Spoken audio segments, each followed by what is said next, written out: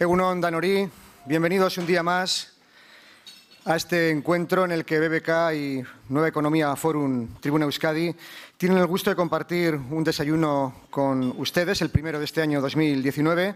Este miércoles 30 de enero nos acompaña Luis Garicano, que es responsable de Economía y Empleo de Ciudadanos. Como siempre, antes de dar la palabra, invitamos a alguien que nos abra la figura, nos explique quién es Luis Garicano, para los que no le conozcan demasiado, aunque yo creo que ya lleva un bagaje vinculado sobre todo a la economía importante en España. El encargado de presentarnos a Luis Garicano es Luis Gordillo, que es portavoz autonómico de Ciudadanos Euskadi. Luis, la tribuna es suya.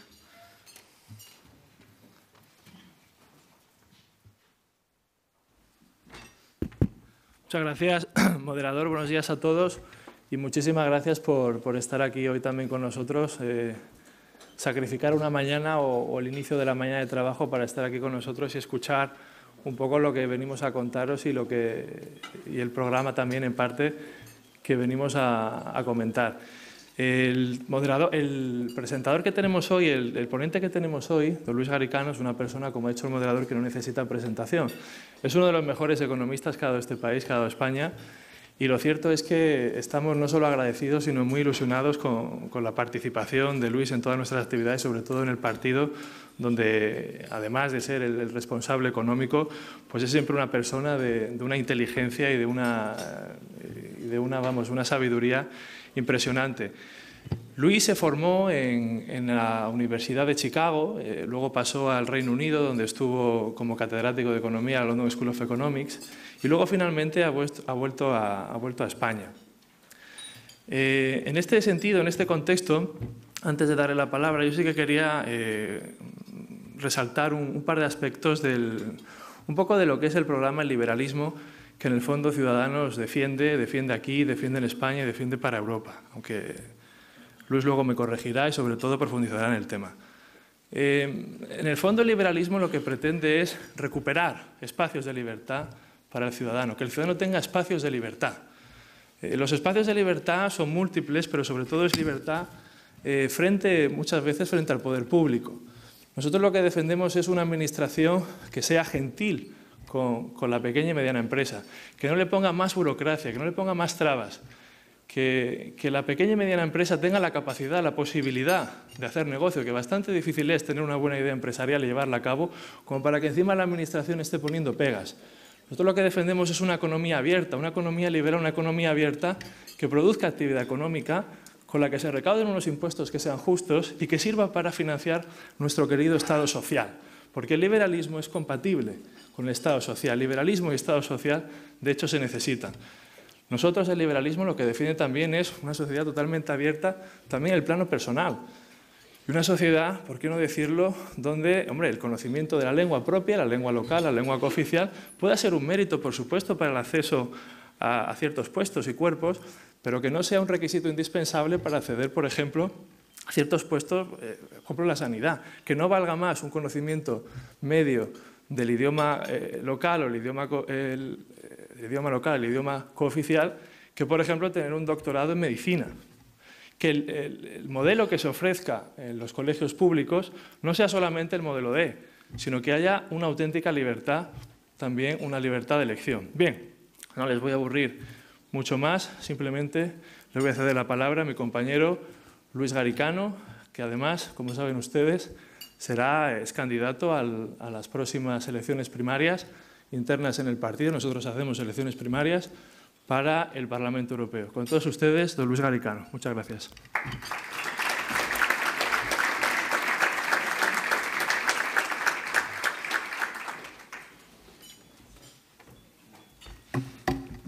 Egunon, muy buenos días. Es un placer estar aquí. Les agradezco muchísimo su presencia. Me he dejado el café, si me lo pueden acercar, y el agua. Gracias. Gracias, Luis. Como decía, es un placer estar aquí, gracias a BBK y gracias a los sponsors del foro. Muchísimas gracias. Te agradezco mucho. Como comentaba Luis, hace, no sé, casi demasiados años para contar, más de 25. En el año 91 me fui a estudiar a Bruselas, al Colegio de Europa, en Brujas, Para mi generación, de la que algunos de ustedes son también miembros, Europa era un sueño. Europa era libertad, era la culminación de una modernización de España que todos anhelábamos. En aquellos años, si recuerdan, se firmó el Tratado de Maastricht, ¿no? Europa pasó a ser una unión y a tener un proyecto de unión monetaria. Eso fue en el año 91, cuando yo estaba en Brujas. En aquellos momentos también, por ejemplo, en Sudáfrica acabó el apartheid. Nelson Mandela subió al poder después de haber estado en la cárcel tantos años. En aquellos momentos cayó el muro de Berlín y en aquella Navidad, voluntariamente, la Unión Soviética desapareció. Algo que para los que habíamos crecido bajo la amenaza de una guerra nuclear era algo absolutamente fascinante, pasmoso, ¿no? Y si recuerdan, el resumen de la sensación que todos teníamos lo hizo Francis Fukuyama en un ensayo en el año 89, que luego fue un libro también en el 91, en un ensayo del 89 que llamó El fin de la historia, ¿no? Y la sensación que teníamos todos era que ya iba a ser imposible que hubiera, que es lo que argumentaba Fukuyama, hubiera una marcha atrás desde la democracia liberal y las economías de mercado de nuevo a otros sistemas. Ahora, mirando al mundo, ese optimismo que sentíamos en los 90 parece absolutamente, nos sorprende, no parece ingenuo, nos parece un pasado lejano. Casi no podemos imaginar cómo fuimos tan optimistas, ¿no? Hubo, yo creo que 3 momentos de crisis que pusieron en cuestión los 3 elementos de aquel consenso. El primero, por supuesto, las Torres Gemelas, que con mucha claridad puso sobre la mesa lo que Samuel Huntington, que fue profesor de Fukuyama, llamó el conflicto de civilizaciones. Él decía que en realidad, bueno, pues que aunque no hubiera conflicto ideológico, había conflictos nacionales y entre civilizaciones. Luego vino la crisis de Lehman, que nos mostró que tampoco el capitalismo tenía los pies tan sólidos, que la crisis económica nos mostró que había muchos más problemas en el capitalismo, en la economía de mercado, de los que a lo mejor pensábamos en los años 90. Y luego vino la crisis del euro, que nos mostró que el optimismo que habíamos tenido sobre Europa también era quizás excesivo. Y a partir de esas 3 crisis se ha ido generando una corriente por debajo de, no sé si llamarla de descontento, que yo argumento en mi libro, el libro que estoy presentando estos días y que motiva también mi presencia aquí, El contraataque liberal. Y yo argumento en mi libro que hay un elemento más allá que es crucial en explicar todo el desconcierto en el que se encuentran nuestros países, ¿no? Un desconcierto que es sorprendente. Si lo piensan, objetivamente las cosas nunca han estado mejor. Centenares de millones, no millones, centenares de millones de personas han salido de la pobreza en los últimos 10 años, en China e India en particular. Las enfermedades siguen disminuyendo, la esperanza de vida sigue aumentando, las guerras siguen desapareciendo. Solo, como dice Steven Pinker en su libro, solo una media luna, digamos, entre Nigeria y Afganistán, más o menos, tiene todavía conflictos en todo el mundo, no hay nada más de guerras. Y sin embargo, el desconcierto es evidente y el aumento del populismo y del nacionalpopulismo que vemos sucede por doquier. Y como les decía, más allá de estas 3 crisis, me parece que hay una cosa más profunda en esta disatisfacción de las clases medias que lleva a esta incertidumbre y esta ansiedad. Y es el cambio tecnológico. Es en parte también la globalización, pero yo creo que sobre todo el cambio tecnológico. Realmente en los años venideros vamos a ver un enorme cambio en la naturaleza del trabajo y un enorme progreso de la automatización. La inteligencia artificial es una revolución seguramente tan importante como la electricidad. En cualquier profesión, como cualquiera de las que nosotros, los que estamos en esta habitación ahora, seguramente hacemos, en cualquier profesión va a haber un cambio a medida que muchas de las decisiones se automaticen. Piensen desde, por ejemplo, en medicina, en disciplinas que tienen mucho que ver con la identificación de enfermedades, con el diagnóstico, particularmente el diagnóstico visual, como un dermatólogo que mira tumores a base de ver del color de los lunares en la espalda, por ejemplo, o de un patólogo o de un radiólogo que ve los rayos X. Bueno, sabemos que el 5% de error es lo que los humanos incurren al identificar una imagen, y más o menos entre este año y el pasado las máquinas han pasado ese 5%. Saben que en el reconocimiento de voz las máquinas también, la inteligencia artificial también ha bajado del 5% humano, y ahora mismo la verdad es que yo le dicto cuando estoy en el coche a mi Google, a mi reconocimiento de voz de Google, frases o palabras o ideas, etcétera, y me la reconoce prácticamente perfectamente. Entonces, esto supone un shock sobre todo para las profesiones, digamos, que llamamos rutinarias. Rutinarias manuales e intelectuales. Rutinarias quiere decir profesiones que podemos definir con un algoritmo. Profesiones en las que con unas reglas, primero haz esto, luego haz esto, luego haz esto, podemos llegar del principio al final. Un diagnóstico de medicina en muchos casos es algorítmico. Trabajar con una hoja de cálculo para hacer las cuentas de una empresa es algorítmico. Muchas profesiones que hacen nuestras clases medias tienen ese riesgo de ser sustituidas por un algoritmo. No quiere decir, y yo creo que el argumento del libro y el argumento que yo les hago no es que el trabajo vaya a desaparecer y que no vaya a haber cosas para que la gente haga. Al revés, los humanos somos fantásticos en inventarnos cosas. Aquí tenemos seguramente a una persona que será Community Manager de Ciudadanos. Tenemos gente de redes, tenemos gente que trabaja en Facebook, tenemos gente que trabaja en WhatsApp, tenemos gente que hace coaching, tenemos gente que hace terapias, tenemos gente que hace masajes, no digo en Ciudadanos, digo en la sociedad. Es decir, miles de profesiones nuevas que van surgiendo, que la gente va imaginando, ¿no? Al final, los humanos somos capaces de contar historias, y esas historias, al final, son las que dan significado a esas profesiones. Piensen en lo que hacemos con una botella de zumo de uva, ¿no? Una botella de zumo de uva que la dejamos envejecer y contamos una historia, y le ponemos una etiqueta y hablamos de ella y pensamos, y se convierte en un vino que cuesta 10, 15, 100, 1000 euros. Y que da empleo a muchísima gente, y que no tiene nada que ver con la tecnología, tiene que ver con las historias que nos contamos, ¿no? Y eso, evidentemente, seguirá existiendo. Pero lo que eso no quita es que no haya una transición muy importante de una cosa a la otra. Piensen, como ejemplo perfecto, en el tema de los taxis y los VTCs, ¿no? En los que los taxistas, como decía Albert Rivera ayer en la presentación de mi libro, un poco algunos están... él imaginaba la analogía de huelga de carteros o de correos contra el email, para prohibir el correo electrónico, ¿no?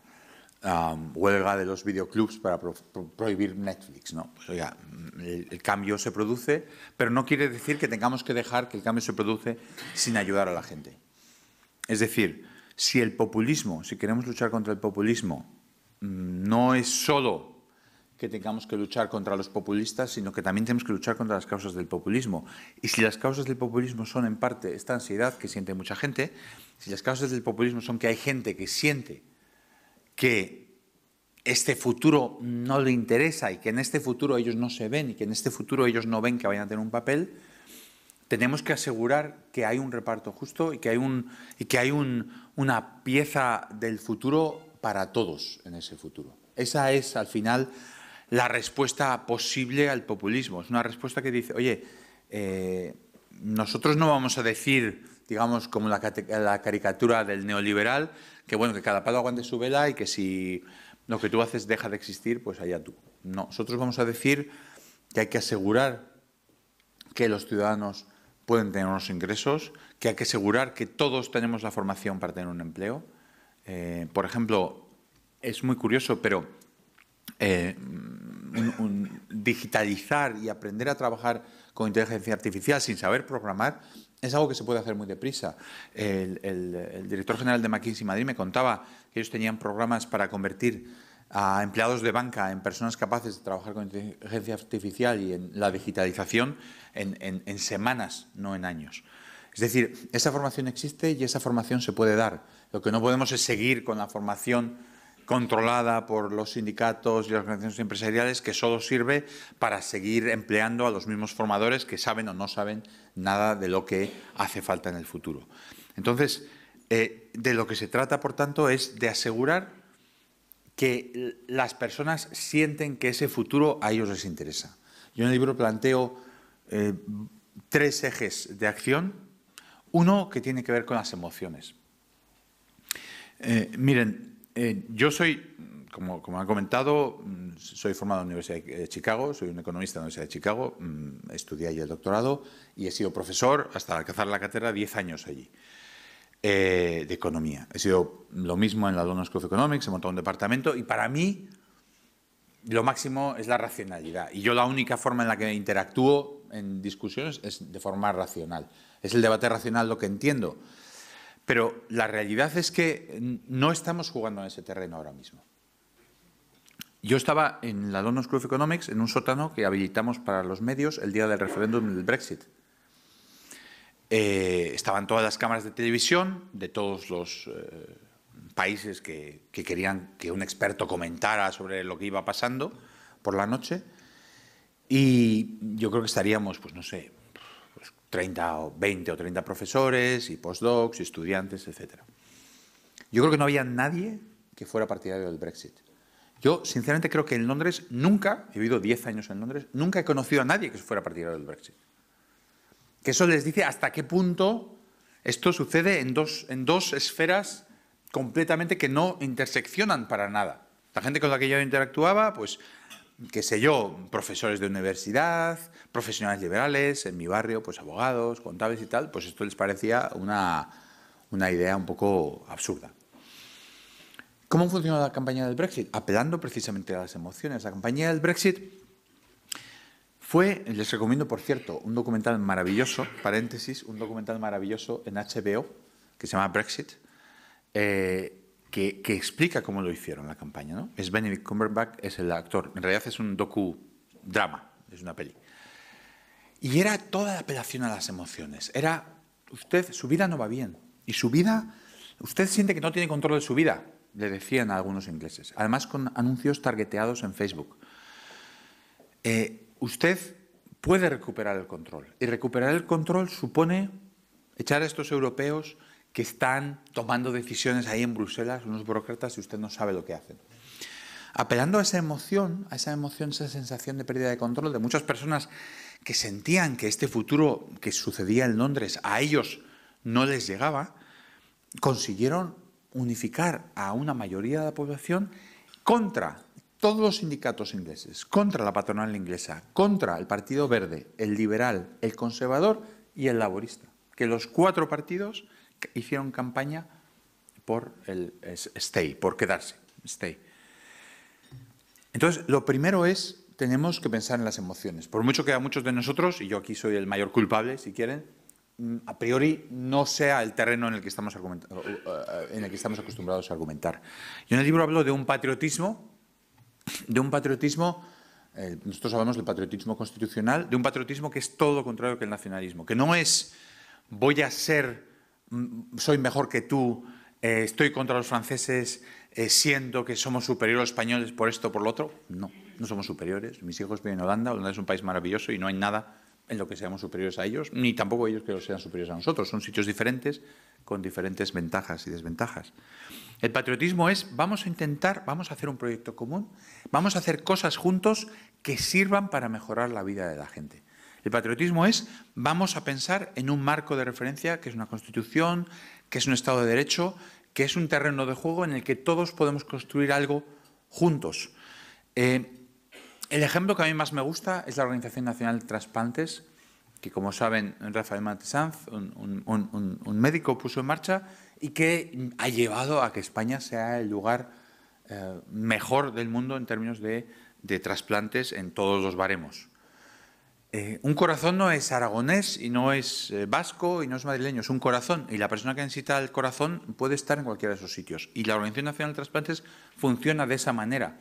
Obviamente hay peculiaridades en cada sitio y obviamente tenemos autogobierno porque hay que tenerlo, pero también tenemos un proyecto común. Y no es un proyecto común de levantar banderitas y de hacer números de circo, quiero decir. Es un proyecto de pensar en construir cosas juntos que sean mejores, en cosas en las que vamos a colaborar y vamos a estar mejor juntos que separados. Esas son las emociones que tenemos que movilizar. Las emociones de futuro, no las emociones de una batalla dinástica de 1713 entre dos dinastías que a estos no se les había ocurrido, ni a los Borbones ni a los Austrias, nada de lo que estamos hablando nosotros ahora.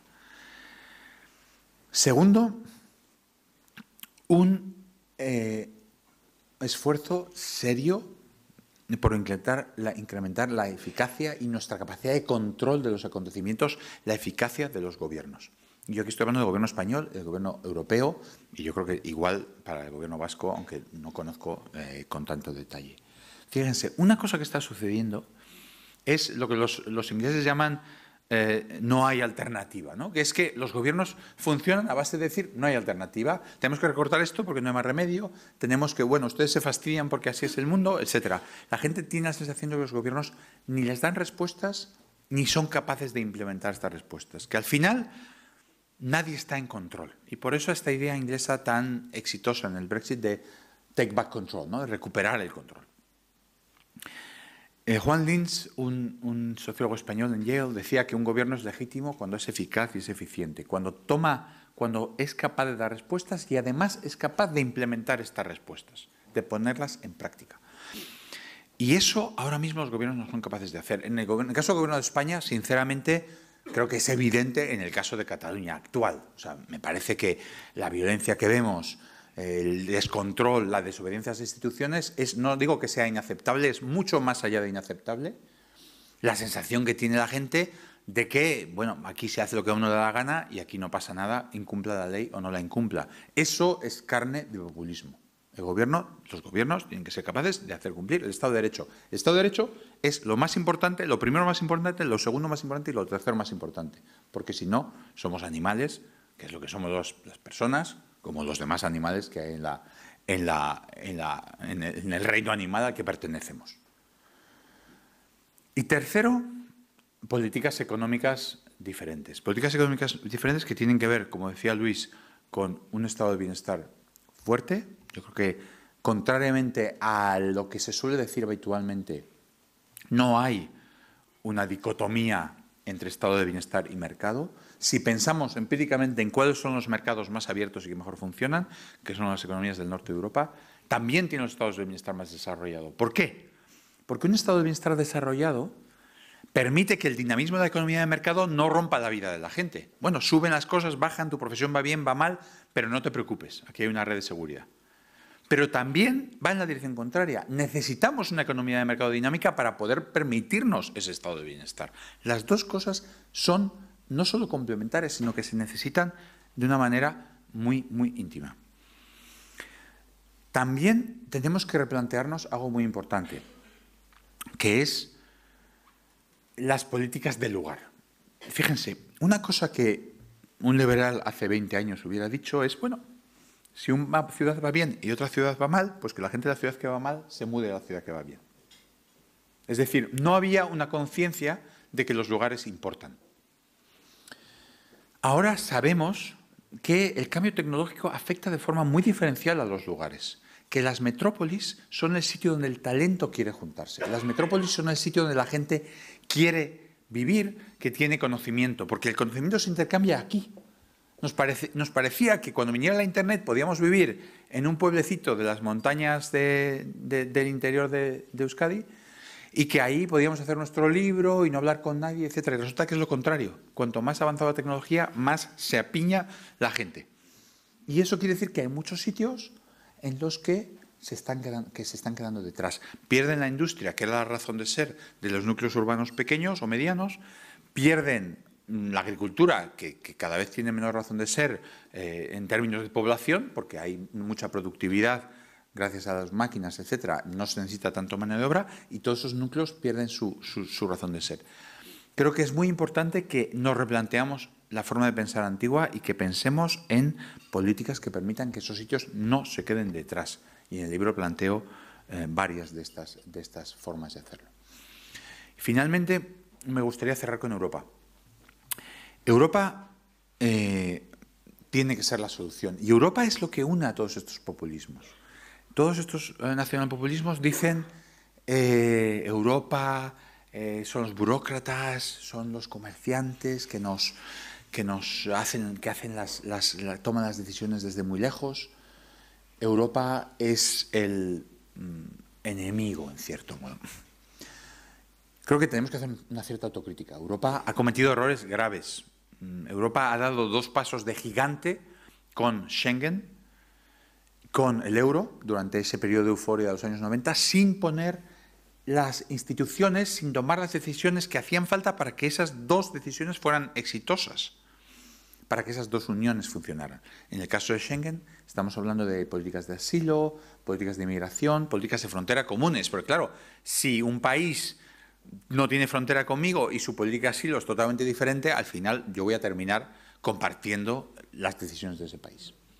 Lo mismo con el euro. Cuando se produce el euro, los países pierden la autonomía monetaria, sí, hay un banco central, pero también bancaria y también fiscal. No se puede hacer un rescate bancario si uno no tiene su propia moneda, como vimos en la noche famosa del Popular, aquel miércoles o jueves, en el que realmente a las 7:30 de la mañana, cuando se produce la decisión de Santander de quedarse con el Popular, no había plan B.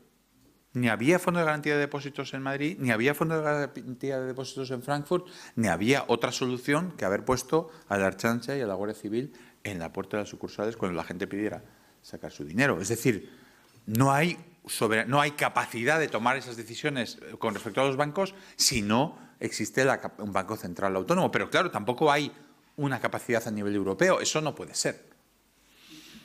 Los europeos vieron aquel episodio, por cierto, como un gran éxito, porque se resolvió por el mercado, pero realmente no sé si es un éxito cuando estás a media hora de un gran problema.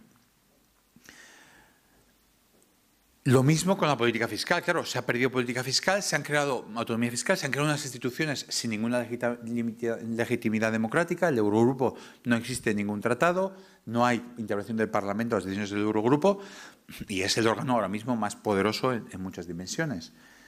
Entonces, Europa en esas 2 áreas necesita avanzar y ahí los populistas tienen una diana que les hemos puesto nosotros bien facilita. Y es real y es cierto que es difícil conseguir que Europa actúe de una forma unificada, pero yo creo que todos aquí, no lo sé, ustedes me dirán en las preguntas, estaremos de acuerdo en que Europa no puede seguir donde está. O sea, en estas 2 áreas tenemos que dar respuestas a estos problemas antes de que estos problemas nos liquiden la Unión, ¿no? Y Europa es que es más necesaria que nunca, porque fíjense, China, Estados Unidos, la geopolítica, la inteligencia artificial. Fíjense en el tema de las plataformas. Hay básicamente 2 plataformas. Todos hablamos de las plataformas, pero hay básicamente 2. Que son Google, que tiene YouTube, y son Facebook, que tiene Instagram y WhatsApp. Estas 2 plataformas controlan 90-95% de la publicidad online. Controlan lo que vemos, lo que hacemos en redes todos los días. Si ustedes ahora buscan estas plataformas, si ustedes buscan en YouTube, si ustedes deben vacunar a sus hijos, descubrirán que los primeros 5 vídeos que les aparecen son de antivacunas. Son vídeos anticientíficos en los que dirán que las vacunas les envenenan, vete a saber qué. Si buscan qué es la Reserva Federal, los primeros vídeos serán vídeos explicando cómo la Reserva Federal es una conspiración de unos para extraer el dinero de los pobres. Bueno, unos vídeos surrealistas, ¿no? Ya saben que hay un grupos muy importantes en redes de personas que creen que es una falacia que la Tierra sea redonda y que creen en la Tierra plana, ¿no? Y hay vídeos que explican cómo todo es un engaño, etcétera. También es un engaño que los Estados Unidos fueran a la Luna, todo es un decorado, etcétera, etcétera. No les aburro con conspiraciones, que hay muchas. Esas 2 plataformas son monopolísticas y cuando alguien es un monopolio tiene la obligación de cumplir ciertas reglas. Los algoritmos que ahora mismo usan no son beneficiosos para la democracia, no son beneficiosos para el progreso de la verdad y Europa es la única que es capaz de intervenir y de asegurar que eso no sigue siendo así. En definitiva, hay que luchar contra el populismo, sí, pero hay que luchar contra las causas del populismo. Esto lo podemos hacer en España, lo tenemos que hacer en Europa. Y creo que si no lo hacemos, de verdad que podemos perder todo el progreso que hemos alcanzado en estas décadas. Y yo sé que a muchas generaciones, a muchos ciudadanos, cuando hablan del régimen del 78, los de Podemos, por ejemplo, pues hablan como, bueno, en un mundo en el que lo que hemos alcanzado es fácil y cualquiera lo tiene, ¿no? Muchos que estamos aquí sabemos lo difícil que ha sido y lo mucho que ha logrado Europa. Recuerden que Europa nunca en su historia ha tenido 70 años de paz como hemos tenido ahora. Es muy fácil decir, bueno, la paz se da por hecha. No, la paz no se puede dar por hecha. Y España, pues no les puedo contar la historia que hemos tenido porque la saben perfectamente. Así que hay que trabajar contra este ascenso del nacionalpopulismo y hay que trabajar para eliminar sus causas también. Gracias.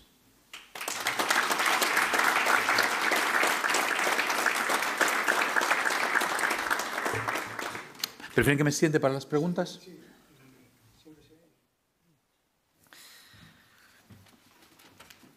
Vamos con las preguntas para Luis Garitano, que bueno, tienen un nexo común, por un lado muy vinculadas al mundialismo, hay algunas sobre el procés, y luego también sobre el concierto, cupo, también hay alguna relativa a Ciudadanos Euskadi, que trasladaremos a Luis Gordillo. Vamos a comenzar por una pregunta quizá la más global, se la hace Félix, de la Asociación Federalista. Usted es neoliberal, dice. ¿Podría explicar su opinión respecto al mundialismo? ¿Es imprescindible o una nueva ideología? A ver, voy a empezar por desbrozar el terreno de marcos extraños. No soy neoliberal. De hecho, que yo sepa, yo no conozco nunca a nadie que se declare neoliberal. Yo creo que es una palabra que solo se usa como insulto. Yo soy liberal y si con neoliberal quieren decir que soy alguien que cree que cada palo aguante su vela y el que no pueda que se aguante, no es eso para nada en lo que creo. Como les he explicado, creo que el estado de bienestar y el mercado son absolutamente no solo compatibles, sino necesarios ambos. Esto del mundialismo como ideología. A ver, los países han interactuado desde que existen las personas. Pasa que la interacción entre países antes pues consistía en que uno cogía una cachiporra y le quitaba del país de al lado lo que tenía. Llámenlo los Homo hábiles desde hace 800.000 años que se han tirado, nos hemos tirado 790 de esos 800.000 años dándonos con la cachiporra. Y luego ha venido la historia que ya dura desde el Neolítico pues 10.000 y hemos aprendido a cooperar, pero hemos aprendido a cooperar a base de darnos de bofetadas cara a nada, ¿no? Entonces, el que ahora, en vez de darnos con armas, nos sentemos en una mesa de negociación, la gente lo ve como algo distante, pero nos sentemos en una mesa de negociación y tratemos de llegar a acuerdos, me parece un avance, vamos, gigante. Y tildarlo de mundialismo ideológico y tal, me parece, sinceramente, demencial, con todo respeto. Como precandidato de Ciudadanos a las elecciones europeas, de ser elegido, ¿cuál cree que es el principal reto a abordar en el seno de la Unión? Creo que lo he apuntado. Creo que hay dos retos que los 5 años que vienen van a ser los retos principales. Terminar la construcción del euro. Aquí falta un presupuesto común para la zona euro. Si necesitamos tener una política anticíclica, una estabilización económica, cuando tenemos una crisis, es necesario que haya un presupuesto común. Fíjense, cuando España tuvo su punta de desempleo, estábamos gastando 30.000 millones en seguro de desempleo, 3% del PIB. Claro, un país que se tiene que comer esto solo es un país que va a entrar en déficit y que va a tener problemas de deuda.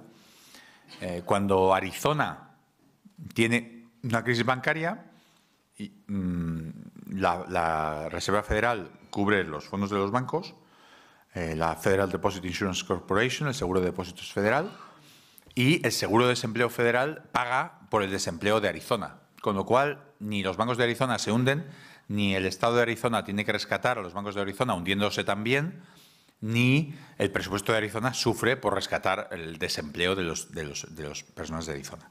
Aquí esas tres cosas no pasan, porque el seguro de depósitos es nacional de momento, hay proyectos en Europa que de momento no avanzan mucho o nada, y porque el seguro de desempleo también es nacional. Entonces, necesitamos que esa construcción se concluya. Segundo, como decía, el problema de migración. El problema de migración, fíjense, Europa, como les comentaba antes, un poquito de pasada, Europa funciona muy bien, este método. Europa es método burocrático. Vamos a resolver problemas muy complicados dejándolos a unos burócratas que lo hagan en una habitación y no nos enteramos de nada. ¿Cuántas naranjas? Acuérdense las peleas que tenía España en los años, los que hayan vivido aquello, en los años 80, por las cuotas de las naranjas, los camiones de naranjas que pasaban en la frontera francesa, la pesca, etc. Todo aquello entre países se politiza, se complica y tal. Ahora se hace una habitación, unos burócratas se sientan, negocian y aquello se resuelve.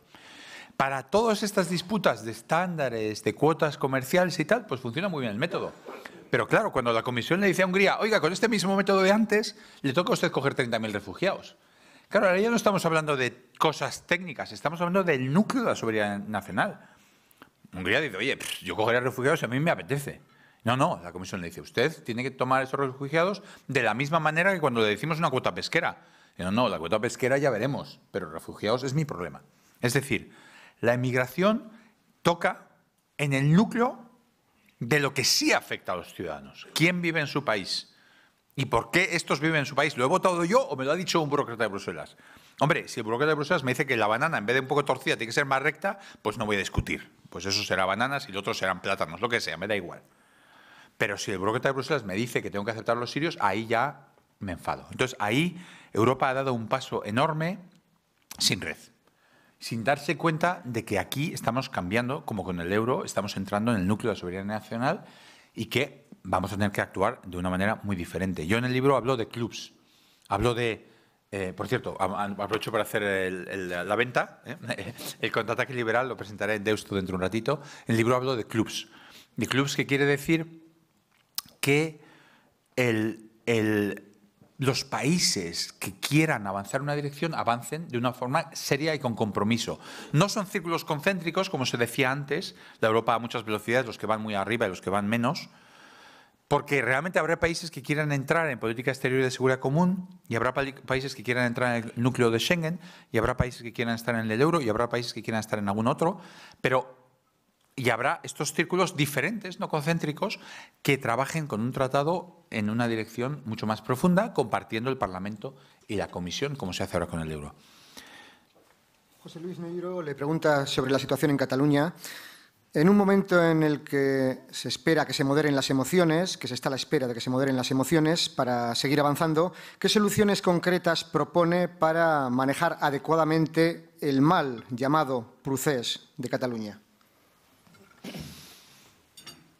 Yo creo que la cosa ha llegado muy demasiado lejos. Ustedes pueden ver lo que yo he escrito en prensa en los años, a principios de esta década, que siempre ha sido, bueno, vamos a buscar, vamos a resolver, vamos a incluso ceder. Y yo veo eso como algo que hay que hacer en un contexto de lealtad institucional. Si yo sé que usted va a cumplir su parte del acuerdo, yo estoy el primero que quiero conseguir siempre acuerdos. Aquí estamos en una situación en la que ya hemos aprendido, y seríamos tontos si no nos diéramos cuenta, que hay una parte en este acuerdo, por lo menos una parte de una parte, que no quiere cumplir lo que se ha prometido, que no va a ser leal, que va a usar cualquier cosa que sea una cesión como un aquí del que van a construir nuevos pasos y nuevas demandas. A mí eso me parece inaceptable. Tiene que haber, o sea, esta idea de estamos jugando como mínimo al empate, si no nos sale, hacemos un órdago, si no nos sale, nos quedamos como estamos, y si nos sale, pues mejor. Y así vamos siempre adelante. Para mí, eso se ha terminado. O sea, si yo tengo algo que ver con esas decisiones, eso se ha terminado del todo. O sea, quiero decir, no vamos a seguir por ese camino. Entonces, lo primero que hay que hacer en Cataluña es restaurar el imperio de la ley. Así de fácil y así de sencillo, y es lo más importante del Estado de Derecho. El Estado de Derecho es que las sentencias se cumplan y que las personas cumplan sus obligaciones y que la violencia se termine, etc. Luego vamos a hablar. Primero vamos a restaurar el imperio de la ley. Hay varias preguntas relativas al concierto económico vasco y al cupo. Yo creo que le voy a pasar la pelota a Luis. Una de las personas que nos acompaña le pide, por favor, que aclare cuál es la postura de Ciudadanos sobre el concierto económico. Le dice, ¿es incompatible con el patriotismo que defienden? ¿Desea que desaparezca el concierto? Mi posición, y voy a dejar que Luis también matice, es que mientras exista el concierto del cupo y mientras esté la legislación actual, la Constitución actual y todo como está, tiene que calcularse bien. Tiene que calcularse el cupo de forma transparente, tiene que calcularse de forma que refleje las verdaderas costes económicos de las funciones que cumple el Estado. En este momento, por ejemplo, el déficit de pensiones de la Seguridad Social se va a pagar con cargo a deuda pública y esa deuda pública, ese déficit, no entra en el cálculo del cupo, con lo cual las subidas de pensiones del País Vasco las van a pagar todos menos los vascos. Yo no creo que eso sea lo que nadie en el País Vasco quiere. Quiero decir, me parece un poco, claro, como yo no contribuyo al déficit más allá de lo que he calculado y esto no entra en el cálculo, pues entonces yo no contribuyo a que yo pueda subir las pensiones, pero luego lo que sea de coste adicional el déficit no lo pago. Entonces yo creo que aquí hay una cuestión de lealtad también. Y yo creo que, como siempre cuando se habla de las gallinas de los huevos de oro, ¿no?, y de matarlas, ¿no?, yo creo que es esencial que los partidos vascos, cuando negocian estas cosas, tengan ellos mismos la lealtad institucional de hacer el cálculo, de hacerlo público y no ir a ver cuántas pelas consigo arrancar. Porque cuando hay un matrimonio y la mujer o el marido están a eso, en un momento dado, la mujer o el marido, la otra parte va a decir, oye, hasta aquí hemos llegado. Quiero decir, la lealtad es una cosa, y la confianza y el construir una relación de confianza es una cosa esencial en cualquier relación. Y eso requiere transparencia, requiere que el cálculo sea creíble, que todos los españoles sepamos cómo se ha hecho y estemos tranquilos, porque digamos, mira, aquí están los costes y aquí está la contribución y todos digamos, anda, pues qué bien. Es un cálculo diferente, pero se ha hecho bien. Eso me parece el requisito mínimo. No sé si quieres añadir, Luis. Un poco más. Como saben todos ustedes, el concierto es un sistema por el cual se produce una distribución de los recursos económicos que se recaudan vía impuestos y, por tanto, ahí lo que se hace es, se aporta, se ingresa una cantidad, como saben ustedes, de la recaudación a lo que es la Administración Central en concepto de cupo. En Navarra se llama aportación, como bien saben. Y es por las competencias, el peso que ejerce el Estado en la comunidad autónoma, el peso que tiene la comunidad autónoma del País Vasco. Económico-poblacional es otra cosa que hay también que discutir en el resto del país y demás, ¿no? Lo que nosotros defendemos es, mire, el concierto está en la Constitución, como ha dicho Luis, el concierto se respeta, está en la Constitución. Ahora bien, lo que nosotros decimos es que el cálculo del cupo tiene que ser transparente. El cupo se tiene que calcular, no se tiene que negociar. Tiene que ser una cosa transparente, como ha dicho Luis, y lo vemos, y se acabó. Es la única manera de que el sistema a largo plazo sea también sostenible. Y luego un tema que no se habla, que es internamente, y de la ley de aportaciones que me dicen. La ley de aportaciones, es decir, cada diputación, cada territorio histórico que parte aporta, ¿no?, del conjunto de lo que es el país, que es otro tema del que tampoco se habla. Nosotros lo que defendemos sobre todo es la transparencia. Como ha dicho Luis, para hacer políticas públicas lo que se necesitan son datos. Es una política inteligente, datos. No apelar a las emociones, sino apelar a los datos. Recopilemos los datos y seamos justos en todos los sentidos. Gracias. Aunque ya quizá le haya respondido en parte, le trasladan una cuestión más clave, de elección en este caso. ¿Qué es exactamente lo que no le gusta, el concierto económico o el método de cálculo del cupo? Yo, personalmente, preferiría un país que tuviera el sistema, o sea, es mi preferencia personal, igual. Ahora, esto está en la Constitución y eso no lo vamos a cambiar, no vamos a cambiar la Constitución para cambiar eso. Lo que realmente creo que es problemático en el resto de España es cómo se calcula. Y Marcelino Gorbeña le traslada, si el concierto está en la Constitución, al hilo de lo que comenta, ¿por qué lo simplifican con la palabra cuponazo? Euskadi es solidaria y aporta más de lo que le corresponde, le añade. Eso, primero, si eso es así, vamos a verlo, vamos a hacer los números. Primero. Segundo, las personas que lo han calculado, hay un estudio de Ángel de la Fuente y de FEDEA, haciéndolo con mucho cuidado, dicen que eso no es así, que de hecho el flujo es en la dirección contraria. Pero, de nuevo, vamos a ver las cuentas y vamos a hacerlo de forma transparente. ¿Y sería una solución, es otra cuestión que le trasladan, sería una solución para los problemas de territorialidad de España que cada comunidad autónoma firmase un concierto económico tipo similar al vasco o al navarro? Yo creo que si tuviéramos que hacer eso, España tendría que pedir prestado a Marte o a alguna parte de fuera, porque no sumaría de ninguna manera. No sería válida un Estado con No 17 sumaría, conciertos. si se hiciera este mismo sistema entre todas las regiones, no sumaría, o sea, que tendríamos un déficit con nosotros mismos. Vamos a cambiar de asunto. Le preguntan por Vox. ¿Es partidario de aislar a Vox mediante lo que se conoce como un cordón sanitario? No sé si esas palabras me convencen. Yo lo que diría es que Vox representa lo contrario de lo que yo estoy defendiendo aquí, lo que estoy defendiendo en este libro, de lo que Ciudadanos defiende. Representa el nacionalismo, representa el antieuropeísmo. Les invito a ver los tuits que han estado poniendo últimamente sobre los burócratas de Bruselas y eso del globalismo y esas cosas, que verdaderamente lo podría haber escrito Salvini, lo podría haber escrito Trump, y seguramente lo haya escrito Trump, quiero decir, lo haya escrito Steve Bannon. Como saben, Steve Bannon, el asesor de campaña de Trump, ha puesto una oficina en Rue de la Loi, en Bruselas. Tiene, me parece que, siete personas trabajando a tiempo completo para las campañas europeas y está coordinando estas campañas de todos estos grupos para destruir la Unión Europea desde dentro. Eso me parece que es un riesgo enorme para Europa y para nuestro futuro, y creo que tenemos que luchar contra ello. Usted mantiene que con el PSOE de Pedro Sánchez, Ciudadanos no tiene nada que pactar. ¿Es partidario de no llevar a cabo ninguna alianza con este PSOE tras las próximas elecciones autonómicas y municipales de mayo? Yo creo que el problema es Pedro Sánchez post-mayo, digamos. O sea, nosotros creo que hay un PSOE. Les invito a ver la entrevista con Alfonso Guerra del domingo en El Mundo, Lucía Méndez, que es una entrevista excepcional.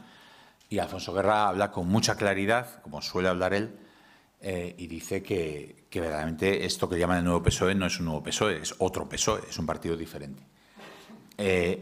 Yo creo que si escuchan lo que decía Ábalos, por ejemplo, exactamente hace un año, en enero del año pasado, sobre gobernar con partidos que quieren romper España, pues creo que estamos totalmente de acuerdo con ello. Yo les invito a que hagan un experimento mental. Si a un partido le interesa que las cosas vayan mejor, no es malo pactar con ellos. Si un partido, como ahora los que está pactando Pedro Sánchez, le interesa que todo vaya cuanto peor mejor, como está pasando con el separatismo catalán, que lo único que quiere es demostrar que España es un país fascista y oscurantista y franquista y todas las cosas que se les van ocurriendo, entonces no se debe pactar con ellos, porque su interés es el contrario que el de los españoles. Su interés es que las cosas vayan mal, su interés es que España se rompe, su interés es demostrar que España fracasa. En ese sentido, lo que ha hecho Pedro Sánchez le descarta ahora mismo como socio. Dos preguntas más, en este caso relativas a Ciudadanos en Euskadi, listas electorales, elecciones del próximo mes de mayo, con lo cual abrimos también, en este caso, el micrófono y la palabra a Luis Gordillo, como portavoz autonómico de Ciudadanos Euskadi. ¿Qué perspectivas tiene Ciudadanos en Euskadi de cara a las próximas elecciones? ¿Presentarán listas a las 3 juntas generales, también a ayuntamientos? Bueno, nosotros tenemos buenas perspectivas. Nuestra idea es ir explicando nuestro proyecto, que es un proyecto liberal. Aquí está Luis hoy con nosotros explicándolo, también para Euskadi. Nosotros somos un partido nacional que nos vamos extendiendo poco a poco, y las próximas elecciones, que son forales, locales, forales y europeas, pues nos presentaremos, evidente, a las 3 capitales vascas, a las 3 diputaciones forales, y luego también a una serie de ayuntamientos donde tengamos también listas competitivas. Nuestra idea es precisamente eso, dar una opción útil, una opción liberal a la ciudadanía. Lo que sí está claro es que todos los ciudadanos del País Vasco van a poder meter la papeleta naranja en las elecciones del 26 de mayo. Hay listas ya elaboradas, hay candidatos, candidatas. Mira, estamos trabajando en ello. Nosotros somos un partido liberal y ocupado, estamos trabajando en muchas cosas y, como bien ha dicho Luis, ahora estamos también con el tema de las europeas. Hemos tenido las andaluzas, ahora las europeas, y vamos, y el partido entero se estará movilizando para todo el asunto de las locales, ¿no? Y de las bellas. También le preguntan qué resultado sería satisfactorio para ustedes en esas elecciones aquí en Euskadi. Hombre, para nosotros un resultado siempre satisfactorio es hacer llegar nuestro mensaje, que de verdad, que lo hagamos llegar realmente a la población y sin distorsiones. Y yo creo que a partir de ahí la población poco a poco también, cada vez que abrimos las urnas salen más papeletas naranjas, y de verdad que nosotros tenemos confianza en entrar en las instituciones. Muy bien, estamos llegando ya a las 10 de la mañana, no hay más preguntas, con lo cual vamos concluyendo este foro de debate y reflexión. El patrocinador de este desayuno, BBK, como siempre, quiere agradecer la presencia de todos ustedes. Tiene la palabra Gorka Martínez, que es director de la Fundación BBK. Gorka, cuando quieras. En primer lugar, gracias a Luis Gordillo y a Luis Garicano por exponer su punto de vista sobre esta situación tan complicada en la que vivimos ahora. Este efectivamente es un foro de reflexión y de debate. Siempre viene bien tener ideas que nos aporten nuevas vías para pensar y para reflexionar. Y yo creo que Luis Garicano no ha sido parco en palabras y en ideas. Y desde luego nos has puesto cosas que realmente nos van a hacer salir de aquí con cosas nuevas en la cabeza y que le seguiremos dando vueltas. Y a todos ustedes, pues como siempre, agradecerles que nos hayan acompañado en este desayuno y esperamos verles aquí en la próxima ocasión. Muchas gracias. Les recuerdo, quería decir que el próximo 11 de febrero la invitada en este foro será la ministra de Educación y también portavoz del Gobierno Central, Isabel Cela. Hasta entonces, están invitados.